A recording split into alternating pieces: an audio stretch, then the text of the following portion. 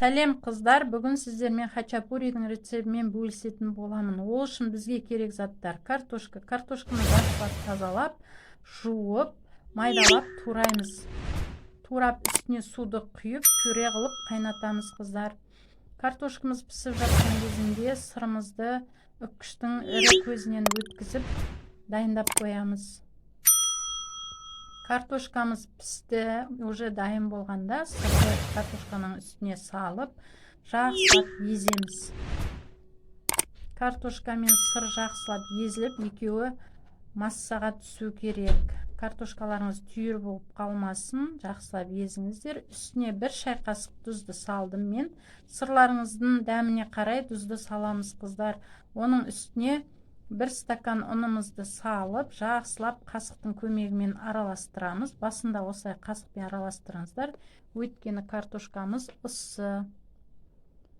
Енді қолымызбен осылай жақсылап қамыр сияқты илеп аламыз.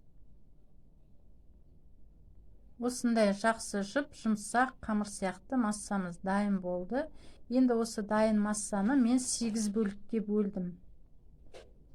8 бөлікке бөліп, осының әрқайсысын алып, домалантып, ұнға былғап, домалантып, шарик сияқты дайындап аламыз. Әр дайын болған шарик домалақ қамырымызды осылай шамалы жұқартып, жайып аламыз. Алдын ала сковородканы қыздырып қойыңыздар, қыздар, қамыр жайылып жатқан кезде. Енді осы дайын қамырымызды алып, құрғақ сковородкіде осылай пісіреміз. Бірінші астын одан аударып, екінші бетін пісіріп, осылай екі жағын қызартып пісіріп аламыз.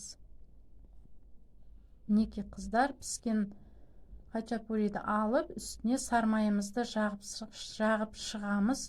Қыздар, өте дәмді жұмсақ хачапурimiz дайын болды. Жасап көріңіздер. Ұнаса менің каналыма тіркеліп, лайк басып кетіңіздер. Ас болсын.